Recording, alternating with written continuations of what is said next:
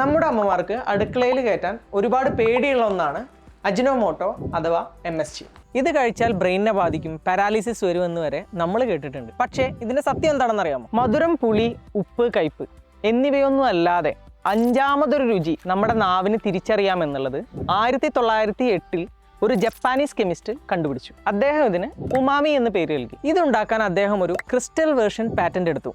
അതിന്റെ പേരായിരുന്നു അജിനോമോട്ടോ, അതായത് എസൻസ് ഓഫ് ടേസ്റ്റ്. ഇത് തന്നെയാണ് MSG. തക്കാളിയിലും മഷ്റൂമിലും ചീസിലും സാധാരണയായി കാണുന്ന ഒരു സാൾട്ട് മാത്രമാണത്. പിന്നെ എന്തുകൊണ്ടാണ് അജിനോമോട്ടോ എന്ന് മാത്രം കേൾക്കുമ്പോൾ നമ്മൾ ഇത്രയും പേടിക്കുന്നത്? ഈ പേടി വന്നത് ഒരു സയന്റിഫിക് സ്റ്റഡി മൂലമൊന്നുമല്ല.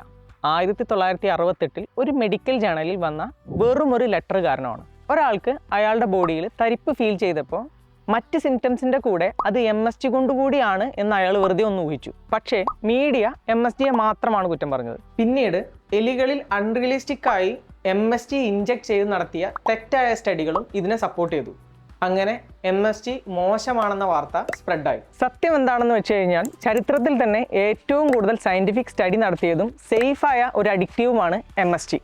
നമ്മുടെ ഉള്ളിലെ പേടിക്ക് കാരണം MSG അല്ല, ഏഷ്യൻ ഭക്ഷണം അൺഹൈജീനിക് ആണെന്നുള്ള പഴയ വെസ്റ്റേൺ പ്രൊപ്പഗണ്ടയാണ്. നമ്മുടെ സാധാരണ ഉപ്പിനേക്കാൾ വളരെ കുറച്ച് സോഡിയം മാത്രമേ ഇതിലുള്ളൂ. അതുകൊണ്ട് തന്നെ നമ്മൾ ഇനിയും ഇത് കേട്ട് പേടിക്കേണ്ട, ധൈര്യമായി ഈ രുചി എൻജോയ് ചെയ്യുക.